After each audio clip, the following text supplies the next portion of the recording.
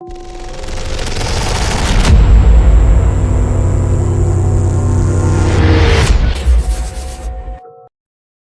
के सन्नाटे में जब चारों ओर अंधेरा घना होता है, कुछ आवाजें अब भी गूंजती हैं। वे आवाजें जो कभी इंसानों की हुआ करती थीं। एक खजाना जो सालों से जमीन के नीचे दफन था। लालच के अंधे शिकारियों ने उसे पाने की कोशिश की, लेकिन वे भूल गए कि हर खजाने के साथ एक श्राप भी जुड़ा होता है। क्या होगा जब किसी की मौत का राज दफन नहीं रहेगा? जब आत्मा अपने अपमान का बदला लेने वापस आएगी, क्या तुम भी सुन सकते हो उसकी हंसी? श्रापित खजाना, एक भूतिया साजिश। यही वह जगह है ओझा जी, जहां से हमारा छोटा लड़का गायब हो गया था। ग्राम पंचायत के मुखिया श्यामदास ने घबराते हुए कहा। यूं तो मुखिया जी बिल्कुल खौफ नहीं खाते थे, उल्टा 6 फुट के लंबे चौड़े श्यामदास की प्रभावशाली आवाज सुनकर लोग ही अक्सर डर जाया करते थे। 60 की उम्र में भी वह किसी पहलवान से कम नहीं लगते थे। सिर पर सफेद पगड़ी बांधकर, हल्के बादामी रंग का कुर्ता और सफेद पायजामा पहने, हाथ में लाठी पकड़े, जब वह 4-5 हट्टे कट्टे मूष्टंडों को साथ लेकर चलते तो पूरे गांव में किसी की हिम्मत न होती कि उन्हें कुछ कह दे। लेकिन आज हालात कुछ अलग ही थे। आज मुखिया जी के चेहरे पर दहशत साफ नजर आ रही थी, क्योंकि उनका छोटा लड़का भानु गांव के सबसे अंतिम छोर पर पड़ने वाले कब्रिस्तान के पास आकर गायब हो गया था। रात के वक्त कब्रिस्तान में कोई नहीं जाता था, क्योंकि उन्हें अक्सर किसी का प्रेत वहां मंडराता हुआ दिखता था। कब्रिस्तान के बड़े से लोहे के दरवाजे के बाहर एक बहुत बड़ा पीपल का पेड़ लगा हुआ था। उस पेड़ को ध्यान से देखते हुए मुखिया ने अपने बगल में खड़े एक तगड़े मवाली जैसे दिखने वाले व्यक्ति से पूछा, तुझे पूरा यकीन है भूरा कि भानु को तूने आखिरी बार इसी पेड़ के पास देखा था? हाँ मुखिया जी, भूरा पूरे विश्वास के साथ बोला। मैं आज 8 बजे के आसपास किसी काम से शहर की ओर जा रहा था। कब्रिस्तान तो शहर जाने वाले रास्ते में हमेशा पड़ता ही है। मैंने अपनी बाइक को धीमा कर लिया था ताकि ऊबड़ खाबड़ रास्ते पर दिक्कत न हो। तभी अचानक मेरी नजर इस पीपल के पेड़ पर पड़ी, जहां भानु सम्मोहित सा खड़ा हुआ था। एकदम पथराई सी फैली हुई आंखें और शरीर में भी कोई हरकत नहीं। दूर से देखने पर किसी मूर्ति जैसा लग रहा था। मैंने तुरंत बाइक मोड़ी और पीपल के पेड़ के पास पहुंचा, लेकिन तब तक वह गायब हो गया, जैसे हवा में ही घुल गया हो। मुझे कब्रिस्तान में जाने में डर लग रहा था, लेकिन मैंने गेट के पास खड़ा होकर दूर से नजर मारी तो वह कब्रिस्तान में भी नहीं था। फिर मैं बुरी तरह घबरा गया और शहर जाने का इरादा छोड़कर वापस आपके पास आया। मुझे तो लगता है कि जरूर उसी भटकने वाले प्रेत ने ही भानु को कुछ। चुप, मुखिया जी चिल्लाकर बोले। उन्हें चिल्लाने की जरूरत कम ही पड़ती थी, लेकिन जब वे चिल्लाते थे तो ऐसा लगता था जैसे बादल गरज रहे हों। भूरा एकदम से सहम कर चुप हो गया। फिर श्यामदास एकदम काला कुर्ता पहने, काला टीका लगाए हुए ओझा राघवन की ओर मुड़े, जिसे झाड़ फूंक के मामले में अच्छा जानकार समझा जाता था। राघवन लगभग 20 साल का पतला दुबला सा लड़का था, लेकिन इन सब मामलों में उसकी प्रसिद्धि बहुत थी। फिर हाथ जोड़कर बोले, ओझा जी, सुनने से तो यही लग रहा है कि यह किसी प्रेत की ही करतूत है, क्योंकि गांव में किसी की इतनी हिम्मत नहीं कि मुखिया श्यामदास के बेटे को उठवा ले। आप कुछ भी करके मेरा बेटा मुझे वापस दिलवा दीजिए बस। राघवन ने सिर उठाकर यहां वहां देखा और अपने हाथ फैलाकर बड़े ही नाटकीय अंदाज में बोला, आपका लड़का एक शक्तिशाली रूह के कब्जे में है मुखिया जी। मुझे तंत्र मंत्र के लिए कुछ सामग्री चाहिए होगी। कल आप मुझे वह सामग्री ला कर दीजिए ताकि मैं उस शक्तिशाली प्रेत पर काबू कर सकूं, और उसके बाद ही आपका लड़का आपको वापस मिलेगा। श्यामदास वहीं पास खड़े भूरा और बाकी के 4-5 मवालियों से बोले, ओझा जी के जरूरत की सामग्री कल तक उन्हें मिल जानी चाहिए। इस मामले में मुझे किसी प्रकार की कोताही नहीं चाहिए। जा, अब इन्हें इनके घर छोड़ा। उसके बाद भूरा ओझा को अपनी बाइक पर बिठाकर उसके घर छोड़ने निकल गया और श्यामदास अपनी जीप से वापस अपनी हवेली लौट गए। वह हवेली भी बड़ी ही शानदार थी। आसपास के गांवों में भी उतनी बड़ी हवेली किसी की नहीं थी। अंदर जाते ही सबसे पहले बड़ा सा बरामदा था, जहां तरह तरह के छोटे छोटे फूल पौधे लगे थे।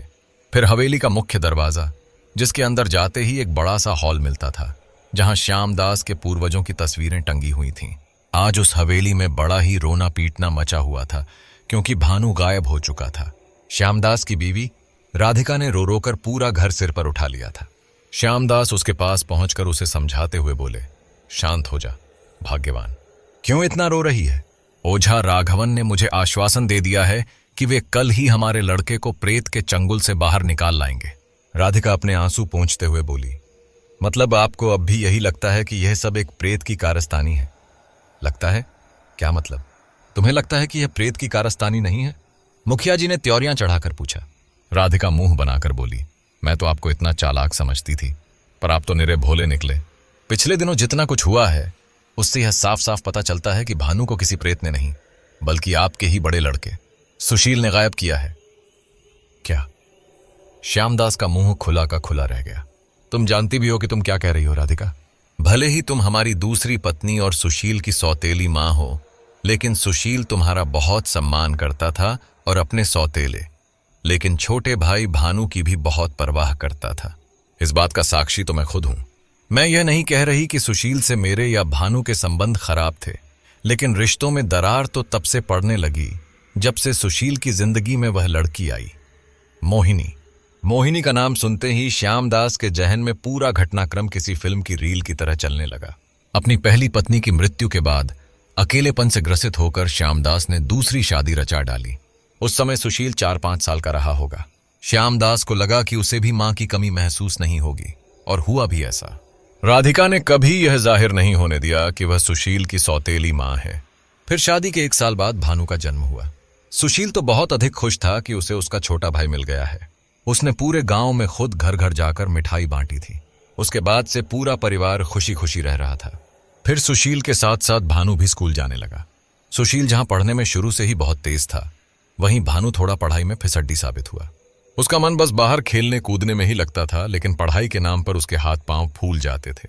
सुशील ने भी उसे कई बार बैठाकर पढ़ाने की कोशिश की, लेकिन वह उठकर दोस्तों के साथ खेलने भाग जाया करता। फिर आया भानु की 5वीं और सुशील की 10वीं कक्षा का परिणाम। दोनों का परिणाम एक साथ आया। जहां सुशील अपनी कक्षा में अव्वल आया था, वहीं भानु फेल हो गया था। उसके फेल होने पर श्यामदास ने उसे बहुत अधिक डांटा था और बड़े भाई का उदाहरण देकर कहा था, हीरा और कोयला दोनों गलती से एक ही घर में पैदा हो गए हैं। श्यामदास ने तो गुस्से में यह बात बोल दी, लेकिन भानु के बाल मन पर इस बात का काफी गहरा प्रभाव पड़ा और वह अपनी पहली नाकामयाबी से उबरने के बजाय और अधिक हीन भावना का शिकार हो गया। वह और सुशील पहले आपस में बहुत खेलते थे, लेकिन अब वह सुशील से बेहद कटा कटा ही रहने लगा। उसकी दोस्ती गांव के ही कुछ अराजक तत्वों से हो गई, जिनका काम बस दिन भर मटर गश्ती करना हुआ करता था। श्यामदास और सुशील अपने अपने तरीके से उसे समझाने की कोशिश करते, लेकिन राधिका भी भानु की ही तरफ से बात करती। वक्त किसी के लिए नहीं रुकता। सुशील अब ग्रेजुएट हो चुका था और शहर में उसकी नौकरी लग चुकी थी। हालांकि श्यामदास चाहते थे कि सुशील घर में ही रहकर खेती बाड़ी में उनका हाथ बांटाए, लेकिन जब बेटे ने शहर में नौकरी ले ली तो उन्हें भी घुटने टेकने ही पड़े। उन्हें लगा कि कारोबार की जिम्मेदारी भानु संभाल लेगा। दरअसल उनके पास कई बीघा जमीन और उस पर खेती करने वाले कई किसान थे। उन्होंने सोचा कि इतनी बड़ी जमीन की देखरेख करते हुए भानु भी आवारागर्दी छोड़कर जिम्मेदार हो जाएगा। सब कुछ एकदम सामान्य तरीके से चल रहा था। सुशील दफ्तर के काम से कुछ दिनों के लिए वापस गांव आ गया। दरअसल उसकी कंपनी को गांव में बांध बनाने का कॉन्ट्रैक्ट मिला था और उसके लिए सुशील को इंचार्ज बनाकर भेजा गया था, क्योंकि वह अपने गांव से अच्छी तरह वाकिफ था। अब उसे 3-4 महीने घर पर ही रहना था। श्यामदास इस खबर से बड़े खुश हुए, लेकिन भानु और राधिका को इतनी खुशी नहीं हुई। राधिका अब जब भी सुशील को देखती थी तो उसे अपने बेटे की नालायकी से कुंठा होने लगती थी। भानु भी सुशील के आने के बाद से घर पर कम और अपने मवाली दोस्तों के साथ बाहर ज्यादा रहने लगा था। सुशील को भी ये बातें महसूस होती थीं, लेकिन वह कुछ कहता नहीं था। उसे लगता था कि एक न एक दिन सब कुछ सामान्य हो जाएगा। लेकिन तभी गांव में उसकी मुलाकात मोहिनी से हुई। मोहिनी के माता पिता बढ़ई का काम करते थे, लेकिन अपनी इकलौती संतान मोहिनी की पढ़ाई के मामले में उन्होंने बिल्कुल कोताही नहीं बरती थी। मोहिनी गांव से कुछ दूर पंडित रामचरण कॉलेज से बीएसएससी कर रही थी। सुशील के बातचीत करने के तरीके और मधुर स्वभाव से मोहिनी बेहद प्रभावित हुई थी, और सुशील भी खुद को उसके प्रति आकर्षित होने से नहीं रोक पाया था। वह मोहिनी से कभी उसकी पढ़ाई में आई समस्याओं को हल करने और कभी किसी और बहाने से मिलता रहा। श्यामदास अपने कामों में इतना व्यस्त थे कि उन्हें उनके प्रेम प्रसंग के बारे में लेश मात्र भी अंदाजा नहीं हुआ। एक दिन भानु मोहिनी के कॉलेज के बाहर अपने आवारा दोस्तों के साथ आती जाती हर लड़की को छेड़ रहा था। उसके किसी दोस्त ने उसे मोहिनी और सुशील के बारे में बता दिया था। जैसे ही मोहिनी कॉलेज से बाहर निकली, भानु ने दूर से ही चिल्लाया, मेरे भाई की जीवन संगिनी बनने का सपना छोड़ दे। तुम नीची जाति वालों को मैं अच्छी तरह समझता हूं। तुम लोग पैसों के लिए बड़े घर के लड़कों को फंसाती हो। तभी भानु के गाल पर एक झन्नाटेदार थप्पड़ पड़ा। वह जमीन पर गिर पड़ा। उसने सिर उठाकर देखा तो आंखों में जमाने भर का गुस्सा लिए सुशील खड़ा था। उसने आज तक अपने छोटे भाई पर कभी हाथ नहीं उठाया था, लेकिन जैसे ही उसने मोहिनी के बारे में कुछ गलत बात की तो वह खुद को ऐसा करने से रोक नहीं पाया। भानु के लफंगे दोस्तों ने भी सुशील से कुछ नहीं कहा, क्योंकि उन्होंने पहले कभी सुशील को गुस्से में नहीं देखा था। उसके बाद सुशील मोहिनी को लेकर वहां से चला गया। अब तक भानु सिर्फ अपने भाई से ईर्ष्या करता था, लेकिन उस झन्नाटेदार थप्पड़ ने ईर्ष्या को शत्रुता में बदल दिया था। भानु उस घटना के तुरंत बाद श्यामदास के पास पहुंचा और सारी घटना कह सुनाई। कोई और दिन होता तो श्यामदास सुशील के ही पक्ष में बोलते, लेकिन जैसे ही उन्हें पता चला कि सुशील एक बढ़ई की बेटी मोहिनी से प्रेम करने लगा है, वे आग बूला हो गए। राधिका ने भी नाक भौं सिकोड़कर कहा, बड़ा सही ठहराते थे ना अपने सपूत को। देखो किस बिरादरी की लड़की के साथ प्रेम प्रसंग चला रहा है। गांव में यह बात फैल गई तो भला कहां मुंह छिपाएंगे हम। श्यामदास भी लोक समाज के डर से सुशील से बात करना चाहते थे। आधे घंटे बाद सुशील भी मोहिनी को उसके घर छोड़कर वापस आ गया। श्यामदास, राधिका और भानु को हॉल में ही खड़ा देखकर वह यह तो समझ ही गया था कि भानु ने उसकी शिकायत कर दी है। किसी के बिना कुछ बोले ही उसने कहना शुरू कर दिया, देखिए पिताजी, गलती भानु की ही थी। इसकी आवारागर्दी दिन प्रतिदिन बढ़ती ही जा रही है। अब तो कॉलेज आने जाने वाली लड़कियों को भी छेड़ने लगा है ये। श्यामदास गंभीर स्वर में बोले, हमें भानु की आवारागर्दी के बारे में पता है सुशील, लेकिन हम तुमसे उस बारे में बात नहीं करना चाहते। हम लोगों को तुमसे उस लड़की मोहिनी के बारे में बात करनी है। तुमने हमसे इतनी बड़ी बात छिपाई? सुशील नजरें झुकाकर बोला, मुझे माफ कर दीजिए पिताजी, मैं आपको उसके बारे में बताने ही वाला था कि तभी यह घटना हो गई। मोहिनी बहुत अच्छी लड़की है पिताजी, मैं उससे बहुत प्यार करता हूं। जुबान को लगाम दो, श्यामदास गरजे। जानते भी हो तुम क्या कह रहे हो। तुम मेरी संतान हो, इस गांव के सरपंच श्यामदास के बेटे। मेरा बेटा एक बढ़ई की लड़की को ब्याह कर इस घर में लाएगा? तुम होश में तो हो? सुशील सहम गया। उसे अपने पिता से इस प्रकार की प्रतिक्रिया की उम्मीद नहीं थी। यह वजह भी थी कि शहर में रहते हुए वह ऊंच नीच, छुआछूत, जात पात वगैरह को लगभग भूल ही गया था। वह बोला, मुझे तो यह हैरानी है कि आप इन सब बातों में अभी तक विश्वास रखते हैं पिताजी, जबकि जिस ग्राम पंचायत के आप मुखिया हैं वहां पर खुद 50% स्थान अनुसूचित जाति, अनुसूचित जनजाति और अन्य पिछड़े वर्ग के लोगों के लिए आरक्षित है। श्यामदास गंभीरता से बोले, जरूरी नहीं कि जिनके साथ हम काम करते हैं उन्हें हम अपने घर का सदस्य भी बना लें। छुआछूत में तो मैं भी विश्वास नहीं करता, लेकिन जात बिरादरी के मामले में कुछ सीमाएं हैं जो कोई नहीं लांघ सकता। तुम्हारे शहर में भले ही लोग इसे न मानते हों और अंतर जातीय विवाह करते हों, लेकिन गांव में यह सब नहीं चलेगा। खैर, अभी भी देर नहीं हुई है। तुम आज से, बल्कि इसी वक्त से उस लड़की से अपने सारे संबंध खत्म कर लोगे और दोबारा कभी भी उससे नहीं मिलोगे। हालांकि श्यामदास के सामने सुशील ज्यादा कुछ बोलता नहीं था, लेकिन आज न जाने उसमें कहां से हिम्मत आ गई। वह बोल पड़ा, मैं मोहिनी को कभी नहीं छोड़ूंगा पिताजी, मरते दम तक नहीं। श्यामदास के साथ साथ राधिका और भानु भी यह सुनकर चकित रह गए। उन्होंने आज तक कभी भी सुशील को श्यामदास के विरोध में जाते नहीं देखा था। माँ बाप के प्रति उसकी आज्ञाकारिता का उदाहरण पूरे गांव में दिया जाता था, लेकिन आज वही सुशील पहली बार अपने पिता की किसी बात का विरोध कर रहा था। श्यामदास के लिए भी यह एक बड़ा झटका था।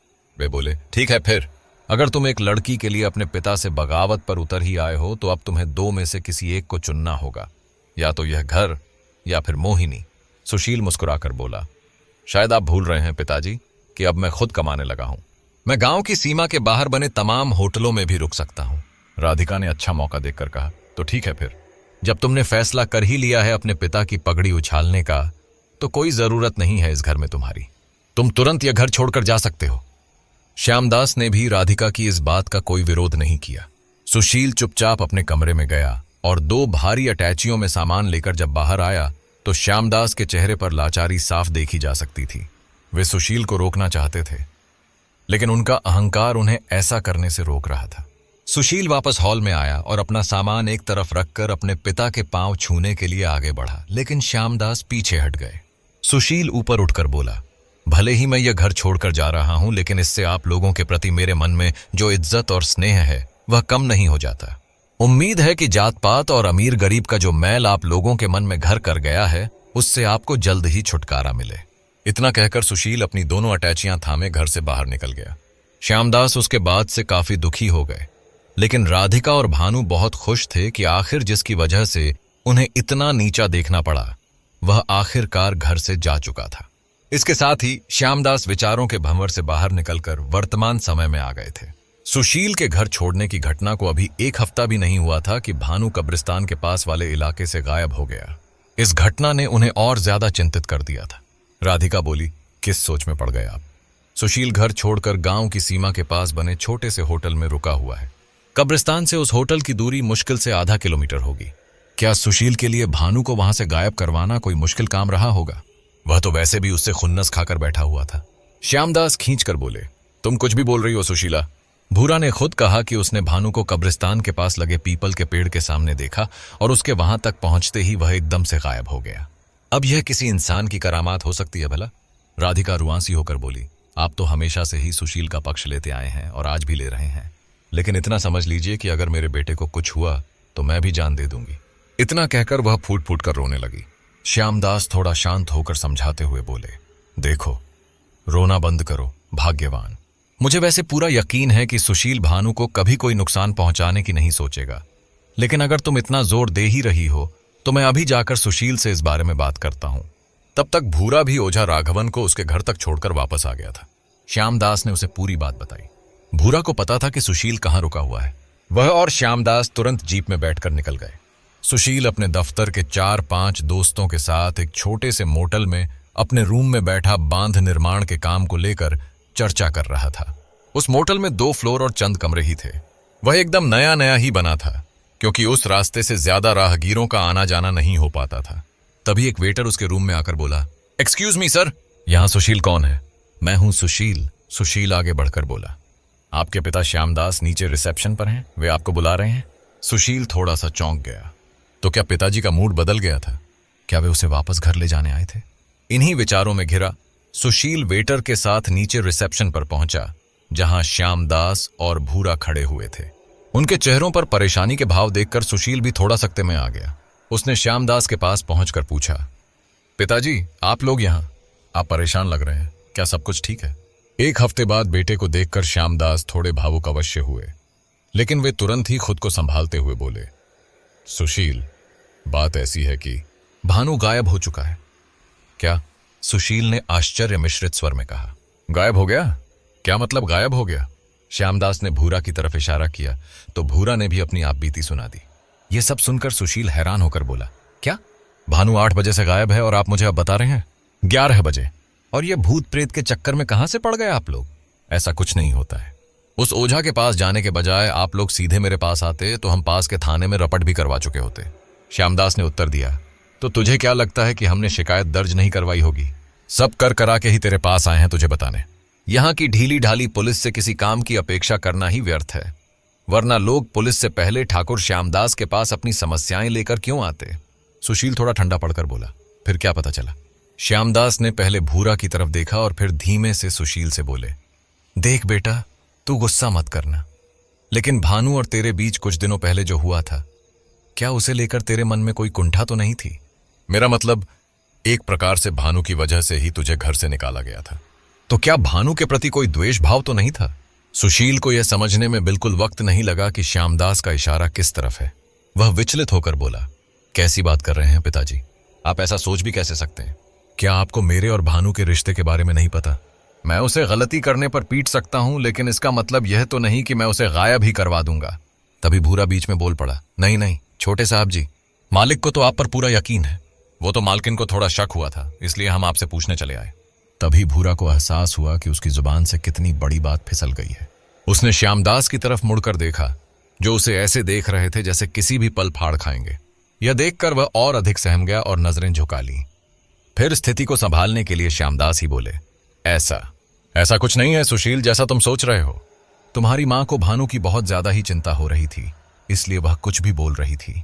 अब हम चलते हैं, भानु की कोई खबर मिली तो तुम्हें जरूर बताएंगे। इतना कहकर श्यामदास और भूरा वहां से निकल गए। सुशील कुछ नहीं बोला, लेकिन वह इस बात से काफी आहत हो गया था कि राधिका उसके बारे में ऐसा सोच सकती है। भले ही वह उसकी सौतेली मां थी, लेकिन उसने तो कभी इस तरह से नहीं सोचा था। उसे यह बिल्कुल भी अपेक्षित नहीं था कि भानु के गायब होने में उसका हाथ माना जाएगा। अब उसने एक निर्णय लिया, कब्रिस्तान में जाकर खुद सत्यता की जांच करने का निर्णय। उसे पक्का यकीन था कि अगर भानु कब्रिस्तान के पास से गायब हुआ है तो कब्रिस्तान के आसपास उसे कुछ न कुछ सुराग जरूर मिलेगा, जिससे उसे भानु को ढूंढने में मदद मिलेगी। सुशील का मोटल 24 घंटे खुला ही रहता था, कोई जब चाहे तब आ जा सकता था। इसी बात का फायदा उठाकर रात के 12 बजे सुशील एक बड़ी सी टॉर्च हाथ में पकड़े मोटल से बाहर निकल आया। बाहर रात के समय एक भी इंसान सड़क पर नहीं दिख रहा था। हल्की सर्दी और थोड़ा बहुत कोहरा अवश्य था, जिसकी वजह से सुशील ने काली जैकेट पहन रखी थी। सड़क पर इधर उधर झाड़ छंखाड़ तो थे ही, लेकिन साथ में स्ट्रीट लाइट्स भी जहां तहां लगी हुई थीं। सुशील उन्हीं स्ट्रीट लाइट्स का अनुसरण करते हुए सुनसान सड़क पर चला जा रहा था। दूर कहीं से सियारों के रोने की आवाज भी आ रही थी, लेकिन सुशील पर इसका कोई फर्क नहीं पड़ रहा था, क्योंकि वह भूत प्रेत आदि में बिल्कुल भी विश्वास नहीं करता था। चलते चलते कुछ ही देर में वह उस पुराने पीपल के पेड़ के पास पहुंच गया, जिसके बगल में ही कब्रिस्तान था। उसने इधर उधर देखा, पूरी सड़क पर कोई नहीं था। इसका एक कारण यह भी था कि गांव वालों ने अक्सर इस जगह किसी भटकते हुए प्रेत को देखा था। हालांकि उस प्रेत द्वारा किसी को नुकसान पहुंचाने की कोई खबर आज तक नहीं आई थी, लेकिन डर पैदा करने के लिए सिर्फ किसी भूत प्रेत की मौजूदगी की खबर भी काफी होती है।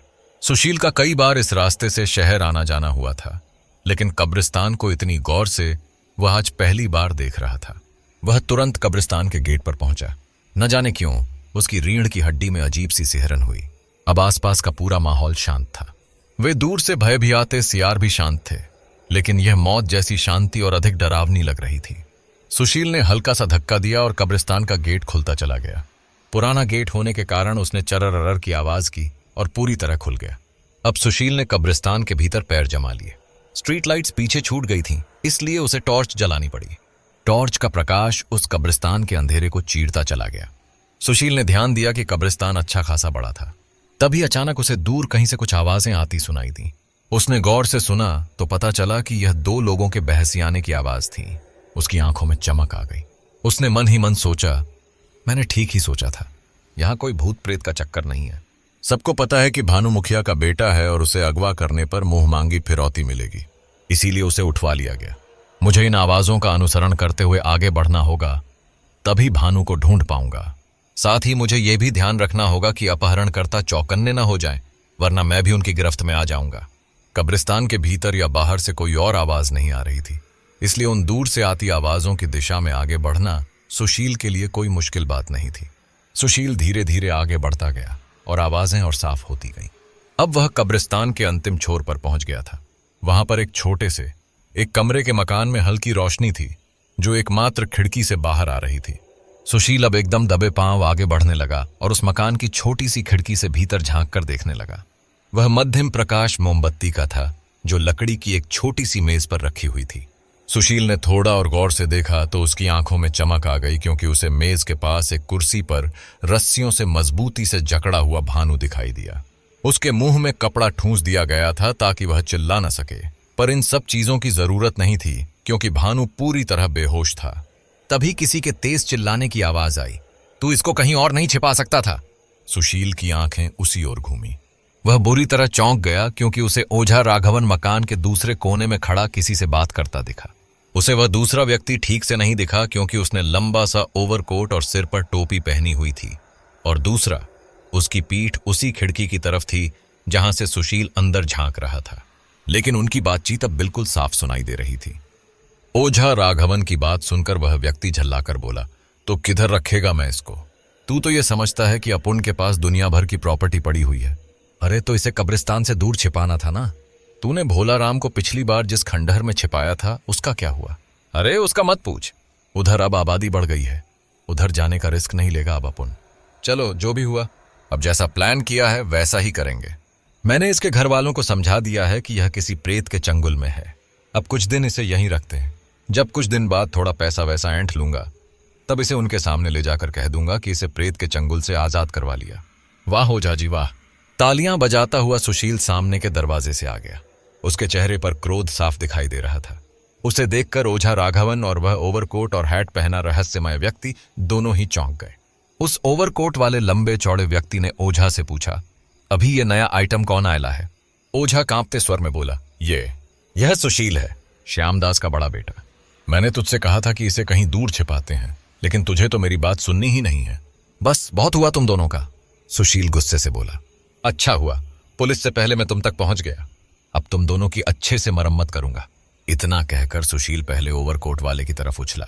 उसका इरादा तो उस व्यक्ति को लात मारने का था, लेकिन उसकी लात क्या, उसका पूरा शरीर ही उस रहस्यमयी व्यक्ति के आर पार होकर निकल गया। सुशील को यकीन नहीं हुआ कि उसने अभी अभी क्या देखा। वह वापस मुड़ा और उस व्यक्ति को घूंसा रसीद करना चाहा, लेकिन उसका मुक्का उस व्यक्ति को लगा ही नहीं। उसे ऐसा लगा जैसे उसने हवा में ही हाथ घुमाया हो। वह व्यक्ति अपने बेफिक्र अंदाज में बोला, अरे भीड़ू, ऐसा खाली पीली काहे को हवा में हाथ पैर चलाता? मेरे को हर्ट नहीं कर सकता तू। मैं घोस्ट है घोस्ट।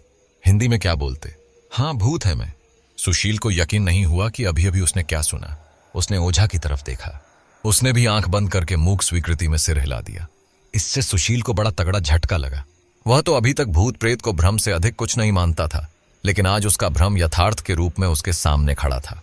उसे लगा कि वह कुछ बोलना चाहता है, लेकिन शब्द हलक में फंस कर रह गए। उसके पैर लड़खड़ाने लगे थे। वह जैसे ही गिरने को हुआ, वैसे ही उस प्रेत ने उसकी बांह पकड़कर उसे संभालना चाहा। सुशील अपनी बांह को झटका देकर पीछे की दीवार से जाकर चिपक गया और चिल्लाकर बोला, दूर रहो मुझसे। बिल्कुल दूर। सुशील ने ध्यान दिया कि उस प्रेत ने हैट और ओवरकोट के अलावा चेहरे पर एक काला चश्मा भी चढ़ा रखा था। वह शक्ल से सांवले रंग का 50 वर्ष के आसपास का कोई अधेड़ लेकिन चुस्त व्यक्ति लग रहा था। वह ओवरकोटधारी प्रेत हाथ हिलाकर बोला, जस्ट चिल मैन। तू खाली पीली इतनी काहे को डर रहा मेरे से? ओह, शायद इसलिए क्योंकि तुम एक प्रेत हो और मैं तो तुम्हारे जैसी चीजों में मानता ही नहीं था। लेकिन अब सच्चाई मेरे सामने है। सुशील ने दीवार से चिपके रहकर ही उत्तर दिया।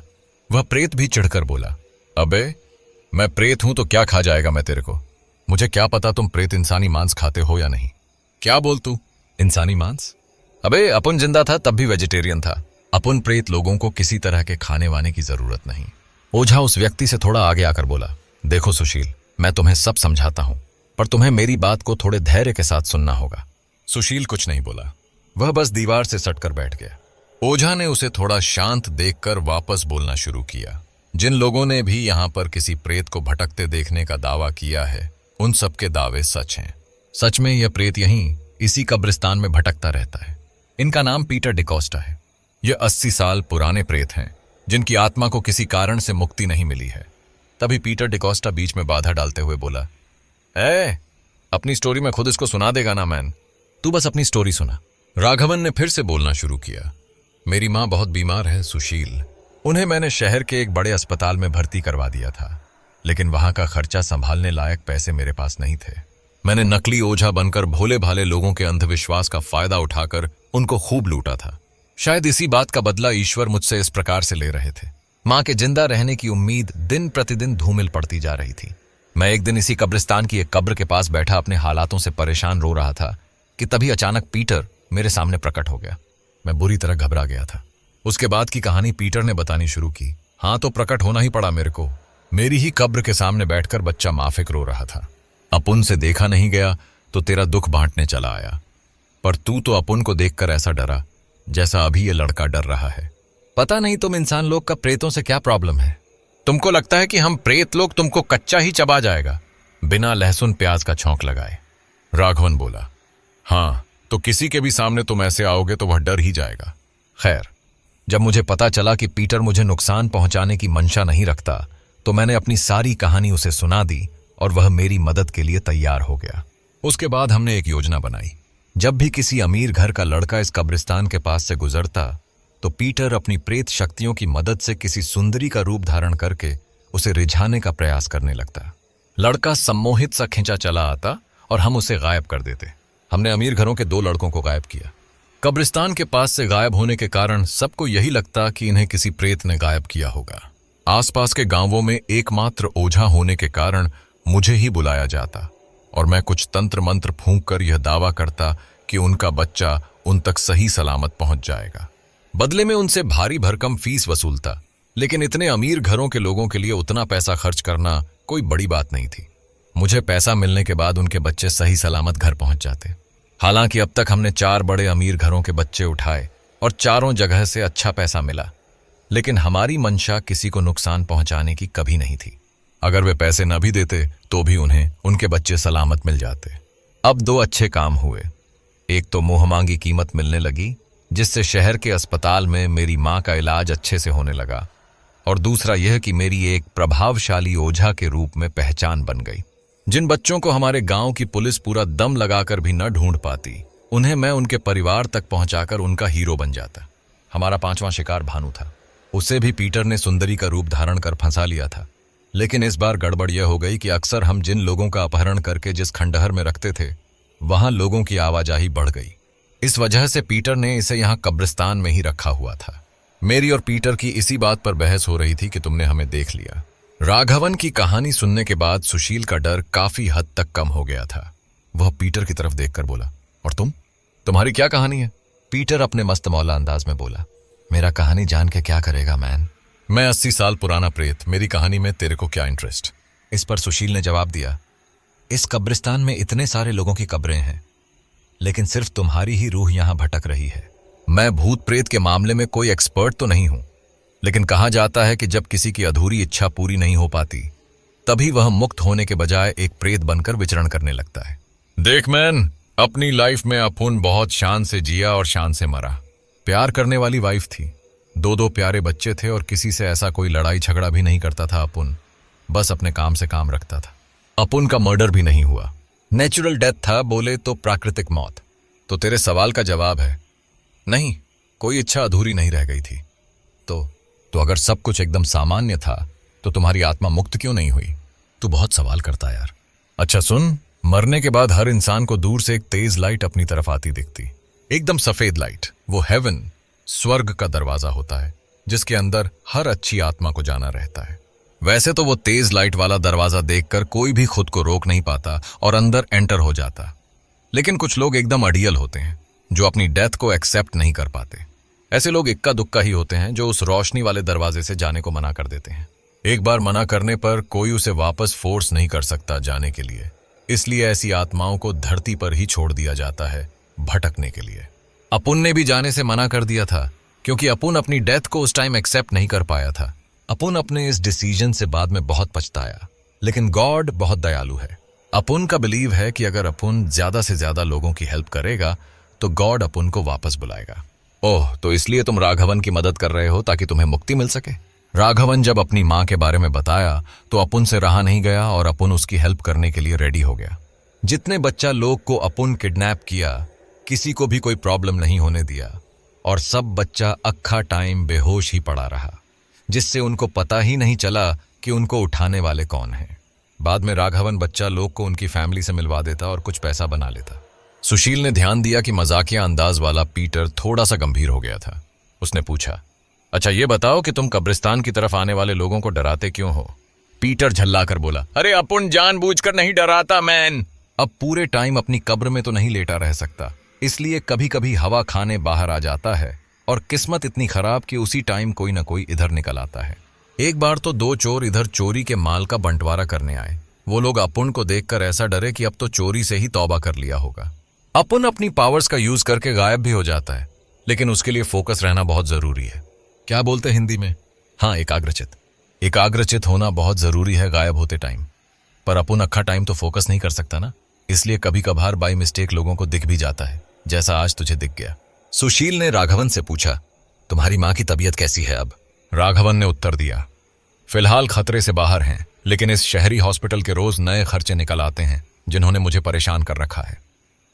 सुशील राघवन से बोला, अच्छा सुनो, भानु को मैं अपने साथ ले जा रहा हूं, तुम्हारे पैसे मैं दे दूंगा, पिताजी को परेशान करने की जरूरत नहीं है। राघवन रुआंसा होकर बोला, पैसे की कोई जरूरत नहीं है भैया जी, आप अपने छोटे भाई को ले जाइए। सुशील हैरान होकर बोला, लेकिन सुशील की बात पूरी होने से पहले ही राघवन बोला, आज मुझे पता चला कि मैं कितना गलत था। अपने स्वार्थ के लिए न जाने कितने ही परिवारों को परेशान किया है मैंने। आप भानु को ले जाइए, मैं बाकी पैसों का इंतजाम किसी और तरीके से कर लूंगा। राघवन ने पीटर को इशारा कर दिया। पीटर ने चुटकी बजाई और कुर्सी से बंधे भानु को धीरे धीरे होश आने लगा। फिर पीटर सुशील की तरफ देखकर बोला, अब अपुन चलता है मैन, वरना तेरा भाई भी मेरे को देखकर चिल्लाने लगेगा। इतना कहकर पीटर हवा में ही घुल गया। सुशील आंखें फाड़े देखता रह गया। भानु ने धीरे धीरे आंखें खोली। उसके सामने सुशील और राघवन थे। अब उसके हाथ पांव में रस्सियां भी नहीं बंधी थीं। वह लड़खड़ाती जुबान से बोला, एस सुशील भैया आप? राघवन ने अपना ओझा वाला नाटक शुरू कर दिया ताकि उसे शक न हो। तू एक प्रेत के चंगुल में फंस गया था बच्चा। उस शक्तिशाली प्रेत को मैंने तेरे बड़े भाई सुशील की मदद से परास्त कर दिया है। अब तू आजाद है, जा अपने घर जा। इतना सुनकर भानु रोते हुए सुशील के गले लगकर बोला, बड़े भैया, मैंने आपके लिए कितना गलत सोचा था, लेकिन आपने ही आज मेरी जान बचाई। मुझे माफ कर दीजिए भैया, मेरी वजह से आप घर से निकाले गए। मैं वादा करता हूं कि आपको घर वापस लाने का मैं हर संभव प्रयास करूंगा। सुशील मुस्कुराकर बोला, चल अब ज्यादा रो मत, मैं तुझे घर छोड़ देता हूं।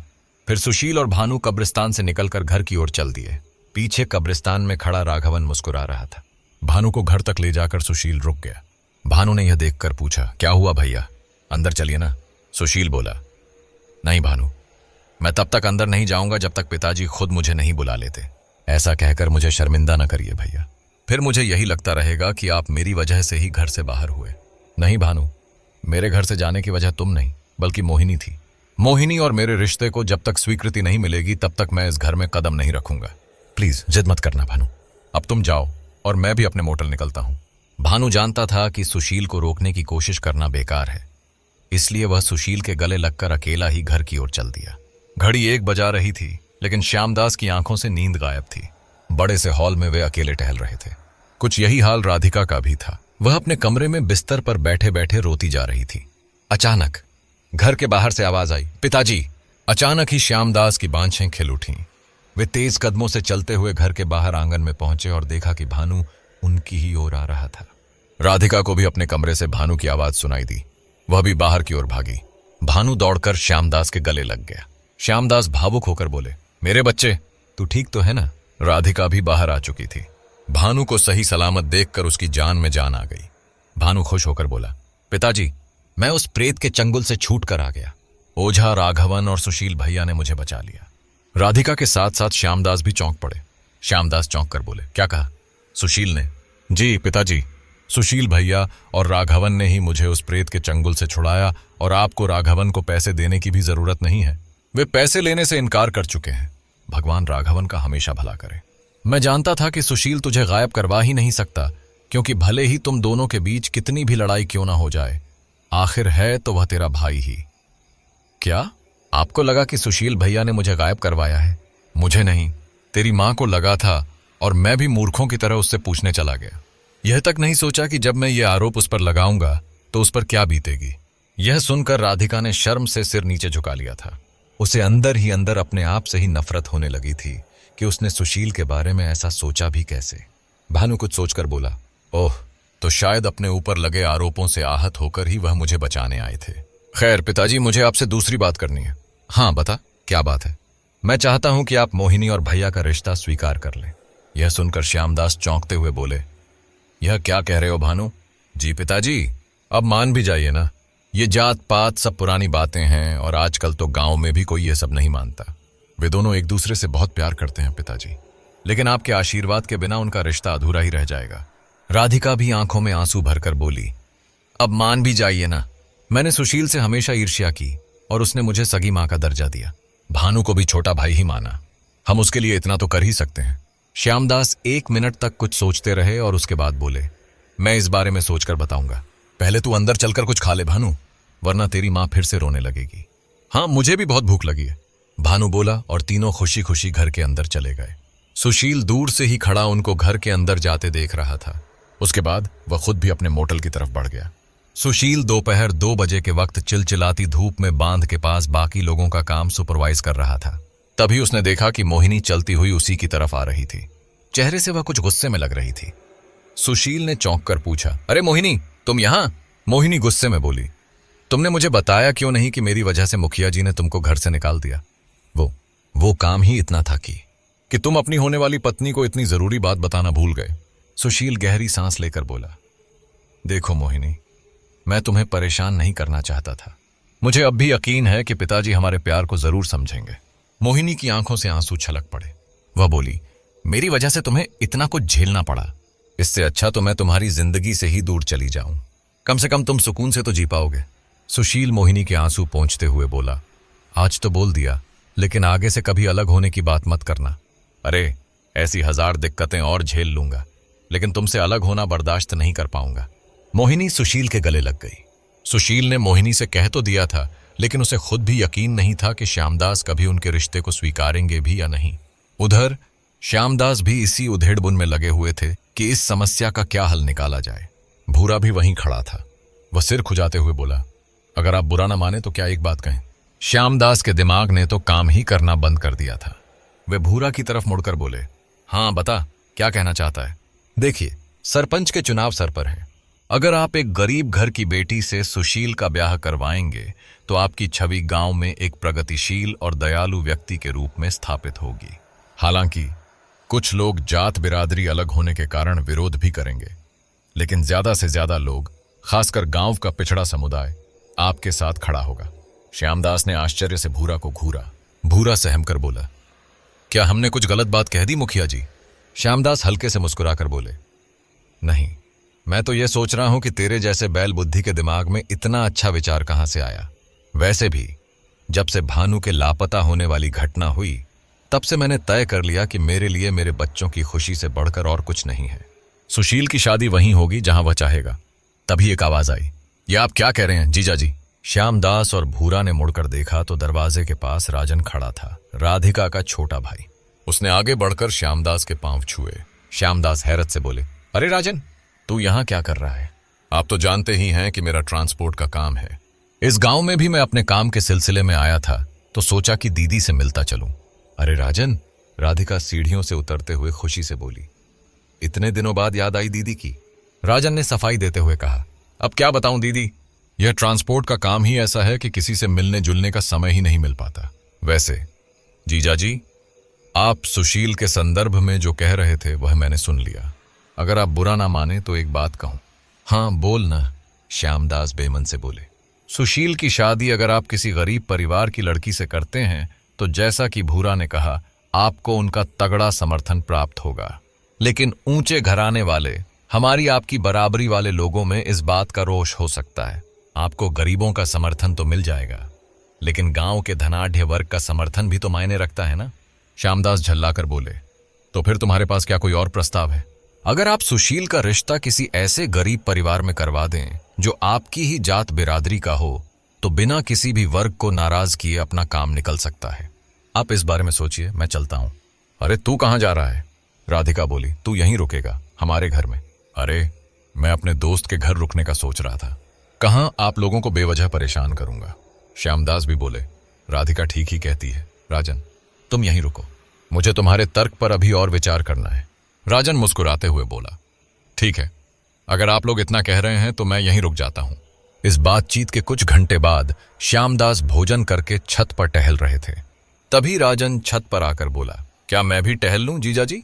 श्यामदास उसे देखकर बोले, अरे क्यों नहीं राजन, आओ दोनों साथ में टहल लेंगे। राजन भी श्यामदास के साथ टहलने लगा। वह बोला, तो क्या आपने मेरे कथन पर कुछ विचार किया।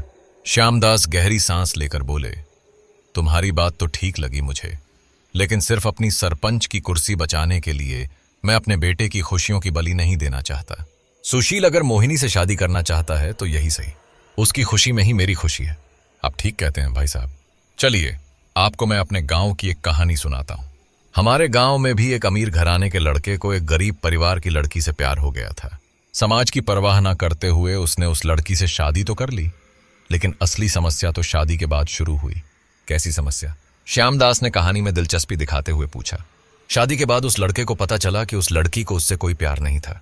उसने तो बस उसके पैसे के लिए उसे अपने प्यार के जाल में फंसाया था। लेकिन जब तक लड़के को यह बात समझ में आई, बहुत देर हो चुकी थी। वह लड़की घर से रुपए, पैसे और महंगे जेवरात लेकर रातों रात अपने किसी और आशिक के साथ भाग गई। और आपको पता है कि उसके जाने के बाद उस लड़के ने क्या किया। श्यामदास कहानी में खो से गए थे। उन्होंने अनायास ही पूछा, क्या किया उसने। राजन ने अफसोस भरी आवाज में कहा, उस बेचारे ने पंखे पर रस्सी बांधकर खुद को फांसी दे दी। आत्महत्या कर ली उसने। यह सुनकर श्यामदास अंदर तक कांप गए। कहीं ऐसा कुछ सुशील ने कर लिया तो। नहीं नहीं, यह ख्याल ही उनके लिए बेहद डरावना था। राजन आगे बोला, ये छोटे घर की लड़कियां ऐसा ही करती हैं जीजा जी। ये पहले अमीर घर के लड़के को फंसाती हैं और बाद में उनकी पूरी जिंदगी बर्बाद कर देती हैं। मैं आपसे विनती करता हूं कि सुशील को बचा लीजिए। श्यामदास पर राजन की बातों का गहरा असर हो चुका था। वे बोले, पर सुशील तो मेरी एक नहीं सुनेगा। आखिर मैं कर भी क्या सकता हूं। राजन ने उत्तर दिया, आप इस गांव के मुखिया हैं। उस बढ़ई के पूरे परिवार को गांव के बाहर फेंकवा दीजिए। न रहेगा बांस न बजेगी बांसुरी। मेरी बात पर गौर जरूर फरमाइएगा। हमारे पास ज्यादा समय नहीं है। मैं अपने काम से थोड़ा बाहर जा रहा हूं, थोड़ी ही देर में वापस आ जाऊंगा। इतना कहकर राजन तो वहां से चला गया, लेकिन श्यामदास वहीं खड़े कुछ सोचने लगे। इतना तो तय था कि राजन की बातों ने उनके दिमाग पर गहरा असर किया था। श्यामदास और राजन में से किसी को नहीं पता था कि भानु उन सब की बातें छिपकर सुन रहा था। शाम के 7 बज चुके थे। सूरज की रश्मियां धूमिल पड़ चुकी थीं और पूरा आसमान गहरे नीले रंग से ढक चुका था। गांव के कब्रिस्तान के भीतर से बहसबाजी की आवाजें आ रही थीं।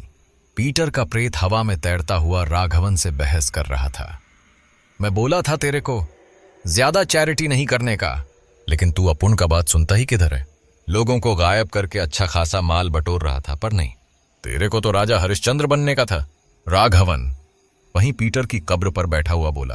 अरे ठीक है ना पीटर, हम कोई ना कोई इंतजाम कर लेंगे पैसे कमाने का। मुझे बस भोले भाले लोगों के साथ यह पाखंड करना अब अच्छा नहीं लगता। तभी उन दोनों ने देखा कि एक ट्रक कब्रिस्तान के ठीक सामने आकर रुका। वे दोनों ही चौंक गए। ट्रक में से एक स्लेटी रंग का कुर्ता पायजामा पहने हट्टा कट्टा पहलवान निकल कर आया। एक दूसरा आदमी गांव की तरफ जाने वाली सड़क से निकलकर पहलवान के पास आया और वे दोनों आपस में कुछ बात करने लगे। पीटर राघवन से बोला, अपुन को ये दोनों लोग कुछ ठीक नहीं लग रहा। राघवन को भी कुछ संदिग्ध लगा। आखिर इतनी रात गए कब्रिस्तान के पास 2 लोग क्या बात करने आए थे। वह पीटर से बोला, यह तो जाहिर है कि ये लोग इस गांव के नहीं हैं। गांव के लोग तो तुम्हारे डर से इस जगह के पास तक नहीं फटकते। ये जरूर कहीं बाहर के हैं, हमें इनकी बात सुननी चाहिए। यह कहकर राघवन तेजी से उनकी तरफ बढ़ने लगा, लेकिन पीटर हवा में तैरकर राघवन से आगे जाते हुए बोला, ए भूत, मैं है, तू इधर ही रुक। मैं पास जाकर उनका बातचीत सुनेगा। गायब रहने की ही कोशिश करना। अगर एकदम से उनके सामने आ जाओगे तो वे डर के भाग जाएंगे।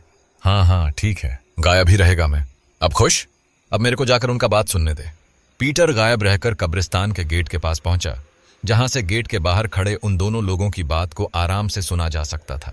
उन 2 लोगों को तो भनक भी नहीं थी कि एक प्रेत उनसे कुछ ही फीट दूर खड़ा उनकी बातें सुन रहा था। वह पहलवान जैसा व्यक्ति अपनी भारी आवाज में दूसरे व्यक्ति से बोला, तूने मुझे इस गांव में क्यों बुलाया है राजन? मुझे लगा था कि यह काम तू अकेला कर सकेगा। राजन ने उससे कहा, मैं आधा काम तो कर ही चुका हूं। मुझे वह जगह पता है जहां बिरजू ने सारा माल छिपाया है, लेकिन हम ऐसे ही वहां नहीं जा सकते। केशव भौहें तानकर बोला, क्यों? अगर माल का पता है तो जाकर निकाल लेना चाहिए ना। सारा माल उसके भाई के छोटे से घर के नीचे जमीन में दफन है। उसका भाई सरजू एक बढ़ई है, बर्तन बनाता है। हम ऐसे ही जबरदस्ती उसके घर नहीं घुस सकते, वरना बहुत बवाल होगा। लेकिन मेरे पास एक तरकीब है। केशव की भी आंखों में चमक आ गई। उसने पूछा, क्या तरकीब? मेरा सौतेला भांजा सुशील उस बढ़ई की बेटी से बेइंतहा मोहब्बत करता है। मैं उसके पिता यानी अपने जीजा श्यामदास के कान भर रहा हूं। मैं उनके दिमाग में यह बात बैठा दूंगा कि मोहिनी सुशील से नहीं बल्कि उसकी दौलत से मोहब्बत करती है। श्यामदास की गांव में इतनी साख तो है ही कि उनके एक इशारे पर उस बढ़ई को गांव से निकाल फेंका जाए। बस उस बढ़ई को गांव निकाला मिलते ही हम दोनों उसके घर जाकर वह गड़ा हुआ खजाना निकाल लाएंगे। केशव खुश होकर बोला, वाह राजन वाह, दिल खुश कर दिया तुमने। अब कल से इसी योजना पर काम करेंगे। इतना कहकर दोनों लोग केशव के ट्रक में बैठकर गांव की ओर चल दिए। उन्हें इस बात की बिल्कुल भी भनक नहीं थी कि पीटर ने उनकी सारी बात सुन ली थी। सुशील अपने छोटे से मोटल के बाहर टहल ही रहा था कि उसने देखा भानु दौड़ता हुआ उसी की तरफ आ रहा था। सुशील ने उसे रोककर पूछा, अरे भानु, क्या हुआ? इतने घबराए हुए क्यों हो? तुम्हें तो पसीना भी आ रहा है। भानु हांफता हुआ बोला, गजब हो गया सुशील भैया। पिताजी आपके और मोहिनी के रिश्ते के लिए मान ही गए थे कि तभी राजन मामा ने आकर सारे किए कराए पर पानी फेर दिया। उसके बाद भानु ने राजन और श्यामदास के बीच हुई पूरी बातचीत सुशील को बता दी। यह सुनकर सुशील और ज्यादा परेशान हो गया। वह गुस्से से बोला, मुझे तो यह समझ में नहीं आ रहा कि अचानक राजन मामा गांव में ऐन मौके पर कहां से टपक पड़े। और इन्हें क्या लगता है कि मैं कोई दूध पीता बच्चा हूं जो ये जहां बोलेंगे वहां मैं शादी कर लूंगा? तुम्हारे मामा का इस गांव में आना और तुम्हारी शादी मोहिनी से रोकना एक सोची समझी साजिश है। राघवन उनकी तरफ आता हुआ बोला, आज राजन किसी केशव नाम के व्यक्ति से कब्रिस्तान के बाहर मिला था। मैंने छुपकर उनकी सारी बातें सुन ली थी। राघवन भानु के सामने पीटर का जिक्र नहीं करना चाहता था, वरना बेचारा फिर से बेहोश हो जाता। सुशील ने उत्सुकता से पूछा, तो फिर क्या सुना आपने? जवाब में राघवन ने उन्हें वह सारा वार्तालाप बता दिया जो पीटर ने केशव और राजन के मध्य सुना था। पूरी बात सुनकर सुशील और भानु तो उछल ही पड़े थे। सुशील हैरत भरे स्वर में बोला, मैं तो कभी सोच भी नहीं सकता था कि मेरा और मोहिनी का प्यार इतनी गहरी साजिश का शिकार होगा। अब अगर मैं पिताजी की मर्जी से शादी नहीं करूंगा तो सरजू जी के पूरे परिवार का गांव में रहना मुश्किल हो जाएगा। भानु तो कुछ और ही सोच रहा था। वह बोला, लेकिन यह गड़े हुए खजाने का क्या माजरा हो सकता है भैया? अगर आप मोहिनी से शादी नहीं भी करेंगे तो क्या गारंटी है कि केशव और राजन उस खजाने को पाने के लिए कोई दूसरा हथकंडा नहीं अपनाएंगे? सुशील भानु की तरफ देखकर बोला, तुम ठीक कहते हो भानु। मुझे इस समस्या को हल करने का एक रास्ता नजर तो आ रहा है, लेकिन उसमें मुझे ओझा राघवन की मदद चाहिए होगी। ओझा जी, आप तो प्रेतों को अपने इशारे पर नचा सकते हैं ना? बस आपके इसी हुनर की जरूरत है मुझे। सुशील राघवन को हल्के से आंख मारता हुआ बोला। राघवन समझ गया कि सुशील भी भानु के सामने पीटर का जिक्र नहीं करना चाहता था, इसलिए अप्रत्यक्ष रूप से पीटर की मदद मांग रहा था। अगली सुबह बढ़ई सरजू को अपने छोटे से घर के बाहर काफी शोर सुनाई दिया। सरजू, घर से बाहर निकल। सरजू, उसकी बीवी और बेटी मोहिनी जब घर से बाहर आए तो उन्होंने देखा कि गांव के सरपंच श्यामदास के साथ राजन, भूरा और उनके कई आदमी खड़े थे। सरजू श्यामदास के चेहरे पर उमड़ते क्रोध को देखकर सहम गया था। वह हाथ जोड़कर उनके पास जाकर बोला, हमसे क्या कोई गलती हो गई मुखिया जी? श्यामदास की जगह राजन ने जवाब दिया, तुझसे तो नहीं, पर तेरी बेटी से जरूर गलती हुई है। उसने एक बड़े घर के लड़के को अपने प्रेम जाल में फंसाने की कोशिश की है। मोहिनी आगे आती हुई बोली, यह सरासर झूठ है। मैंने सुशील से सच्चा प्यार किया है। हम दोनों तो अपनी एक अलग दुनिया बसाने वाले थे, यहां से बहुत दूर, जहां हमारे बीच जात पात की दीवारें न हों। इस पर श्यामदास बोले, हम यानी कि तुम मेरे बेटे को मुझसे जुदा करना चाहती थी ना? नहीं मुखिया जी। मैंने ऐसा कब कहा? आप सब गलत समझ रहे हैं। श्यामदास क्रोधित होकर बोले, मैं सब सही समझ रहा हूं लड़की। अपने बेटे का जीवन मैं ऐसे बर्बाद नहीं होने दे सकता। तुम लोग अभी इसी वक्त ये गांव छोड़कर चले जाओ और कभी वापस यहां नजर मत आना। यह सुनकर सरजू गिड़गिड़ाते हुए बोला, ऐसा गजब न कीजिए मुखिया जी। हम लोग कहां जाएंगे? मैं मोहिनी को समझाऊंगा, वह आगे से सुशील से नहीं मिलेगी। श्यामदास उसकी तरफ देखकर बोले, अगर तुम्हारी बेटी तुम्हारा इतना कहा मानती तो ये नौबत ही नहीं आती। मुझे नहीं लगता कि तुम मोहिनी को समझाओगे, बल्कि मुझे तो लगता है कि तुम्ही ने उसे उकसाया होगा मेरे बेटे को फंसाने के लिए। तुम्हें मैं कुछ घंटों की मोहलत देता हूं। अपना सामान समेटो और यह गांव छोड़कर कहीं दूर निकल जाओ। सरजू को जब कोई और चारा नहीं दिखा तो वह बोला, ठीक है मुखिया जी, हमें कुछ घंटे की मोहलत दीजिए, हम यहां से निकल जाएंगे। इसके बाद श्यामदास अपने दलबल के साथ वापस चले गए। कुछ घंटे बाद जब श्यामदास हवेली के बाहर बरामदे में बैठे आराम फरमा रहे थे, तब भूरा दौड़ता हुआ हवेली में आया और बोला, मुखिया जी, वो सरजू बढ़ई अपने परिवार के साथ यह गांव छोड़कर चला गया है। अब उनका घर खाली है। यह सुनकर श्यामदास की बगल में बैठे राजन की तो बांछें ही खिल गईं। वह बोला, वाह, यह तो बहुत ही अच्छा हुआ। अब आप चिंता मत कीजिए जीजाजी, सुशील की शादी हमारी बराबरी के किसी खानदान में बड़े ही धूमधाम के साथ होगी। श्यामदास यह खबर सुनकर ज्यादा खुश नहीं थे। वे राजन से बोले, तुम सुशील को नहीं जानते हो राजन। मुझे इतना तो अंदाजा हो गया है कि वह उस लड़की मोहिनी से कुछ ज्यादा ही प्यार करता है। जब उसे पता चलेगा कि मोहिनी का पूरा परिवार मेरी वजह से गांव छोड़कर चला गया है तो न जाने क्या होगा। राजन बेफिक्री से बोला, अरे आप खामखा परेशान हो रहे हैं जीजाजी, अब सुशील को मोहिनी को भुलाना ही पड़ेगा। श्यामदास ने इस बात पर कोई प्रतिक्रिया नहीं दी। वे बस उठकर हवेली के अंदर चले गए। जैसे ही सूरज ढला, दो साए सरजू के खाली घर की तरफ बढ़े। दोनों ने अपने शरीर के ऊपरी हिस्से को कंबल से ढक रखा था। उनके हाथ में एक एक फावड़ा था। सरजू का घर एकदम खाली हो चुका था। वह अपना सारा सामान समेटकर वहां से चला गया था। घर के अंदर पहुंचकर दोनों लोगों ने कंबल उतार दिया। वे थे राजन और केशव। केशव खुश होकर बोला, वाह राजन, तुम्हारी तरकीब तो एकदम कारगर रही, लेकिन जरा ये तो बताओ कि तुम्हारे भांजे सुशील और उस लड़की मोहिनी के रिश्ते का क्या होगा? राजन चेहरे पर कुटिल मुस्कान लाकर बोला, जो होगा सो होगा, मुझे क्या। या तो सुशील मेरे प्यारे जीजाजी श्यामदास से पूरी तरह बगावत कर देगा और उनके रिश्ते के सुधरने की रही सही उम्मीद भी खत्म हो जाएगी, या फिर वह उस लड़की को भूलकर नए सिरे से जिंदगी शुरू कर देगा। लेकिन इससे हमें क्या लेना देना? हम अपना माल ढूंढकर निकलते हैं यहां से। शुक्र मनाओ कि यह घर गांव के एकदम कोने में है, जिसके कारण इस तरफ कम ही लोग आते हैं, वरना अंदर घुसना मुश्किल हो जाता। केशव बोला, तुम ठीक कहते हो, लेकिन लूट का माल हम ढूंढेंगे कैसे? राजन ने केशव से कहा, बिरजू ने उस दिन लूट का माल ले जाते समय मुझसे कहा था कि वह उसे अपने भाई के घर के पीछे वाले हिस्से में दफन कर देगा। हमें घर के पीछे जाकर खुदाई शुरू कर देनी चाहिए। वे दोनों घर के पीछे वाले हिस्से में पहुंचे। उस हिस्से में थोड़े बहुत झाड़ झंखाड़ उगे हुए थे। राजन ने धरती का एक हिस्सा देखकर कहा, वहां देखो केशव। उस जगह की मिट्टी को देखकर ऐसा लग रहा है कि उसे खोदकर वापस भरा गया है। हमें यहीं खुदाई करनी होगी। दोनों ने फावड़ा चलाना शुरू कर दिया। कुछ ही देर की खुदाई के बाद एक बड़ा काला बैग नजर आने लगा। केशव ने उस बैग को पकड़ा और बाहर निकालकर उसकी धूल झाड़ने लगा। इसके बाद राजन और केशव एक दूसरे को देखकर जोर जोर से हंसने लगे। केशव बोला, आखिरकार हमारी लूट का माल हमें वापस मिल ही गया। चलो अब इससे पहले कि कोई यहां से गुजरे हमें निकल लेना चाहिए। तभी वातावरण में एक भयानक हंसी गूंजी। हा हा हा हा। घर की खिड़कियां और दरवाजे अपने आप खुलने बंद होने लगे। यह देखकर राजन और केशव बुरी तरह घबरा गए। राजन घबराते हुए बोला, कौन है? तभी उनके सामने एक हल्का धुंधला साया प्रकट हुआ जो बोला, अपुन। मेरा मतलब मैं बिरजू का प्रेत हूं जो इस बैग की रक्षा कर रहा था।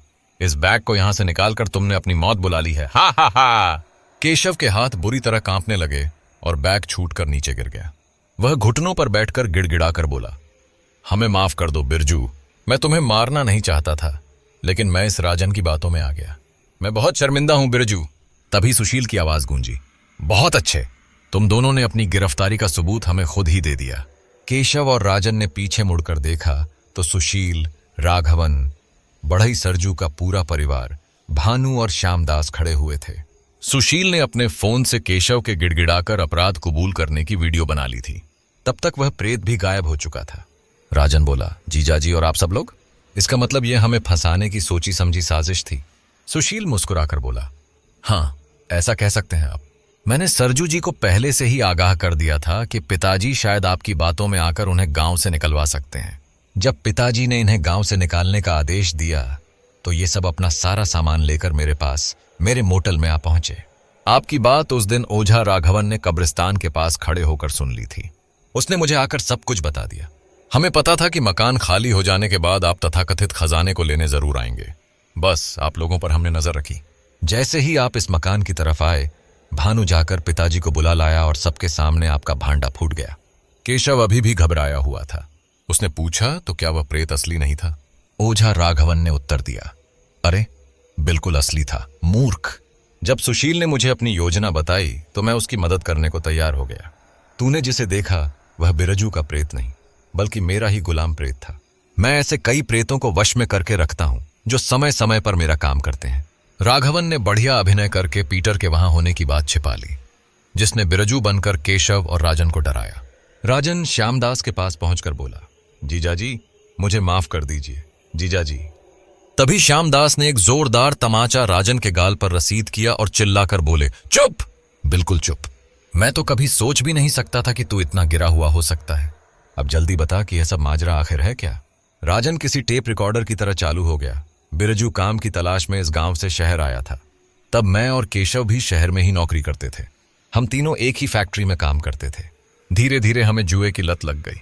हम हर दिन जुआ खेलने लगे। शुरू शुरू में जब छोटा मोटा दांव जीत गए तो एक बड़ा दांव लगाया और बुरी तरह हार गए। हम तीनों ही कर्ज में डूब गए थे और पैसा लौटाने का कोई तरीका नजर नहीं आ रहा था। इसलिए हमने गांव के बैंक में डकैती डालने की सोची। हम सब ने काला मास्क पहनकर डकैती डाली, इसलिए पहचानना मुश्किल था। बैंक में हमने बड़ा हाथ मारा। कर्जा चुकाने के बाद भी बहुत पैसा बचा। हम सभी को डर था कि अगर कभी शक की सुई हम पर गई तो हमारे लिए मुसीबत हो सकती है, इसलिए हम गांव चले गए। फिर भी हमारे पास बहुत पैसा था और गांव में कोई भी सवाल खड़े कर सकता था, इसलिए मामला ठंडा पड़ने तक बिरजू ने अपने भाई के घर में बिना किसी को भनक लगे सारे पैसे छिपा दिए। उसने वापस आकर हमें बताया कि उसने घर के पीछे वाले हिस्से में सारे पैसे छिपा दिए हैं। लेकिन तब तक मेरे और केशव के मन में लालच आ गया था। हमने सोचा कि क्यों ना पैसे के हिस्सेदार कम किए जाएं, और फिर हमने बिरजू की चोरी छिपे हत्या कर दी। उसके भाई सरजू को बस यही बताया कि एक्सीडेंट में उसकी मौत हो गई है। अब जब तक सरजू उस घर में था तब तक पैसा वापस निकालना मुश्किल था। इसी वजह से मैंने सुशील और सरजू की बेटी मोहिनी के प्यार को हथियार बनाकर उन्हें घर से बाहर निकलवा दिया और पैसे निकालने आ गया। श्यामदास पूरी बात सुनकर बुत बनकर खड़े रहे। फिर कुछ देर बाद सरजू की तरफ मुड़कर हाथ जोड़कर बोले, मैं आपसे क्षमा चाहता हूं, मेरी वजह से आपको इतनी तकलीफ झेलनी पड़ी। सरजू बोले, अरे कैसी बात कर रहे हैं मुखिया जी, कृपया मुझे शर्मिंदा न करिए। इस पर श्यामदास बोले, इस जात पात की पट्टी ने मुझे बिल्कुल अंधा कर दिया था। मैं सुशील और मोहिनी के निश्चल प्रेम को नहीं देख सका और आपको भी इस नीच राजन की बातों में आकर बहुत बुरा भला कहा। लेकिन अब और नहीं, जहां मेरा बेटा चाहेगा वहीं उसकी शादी होगी। यह एक बाप का वादा है। सुशील की आंखें भी नम हो गईं। वह तुरंत अपने पिता के गले लग गया। भानु की आंखें भी नम हो गई थीं।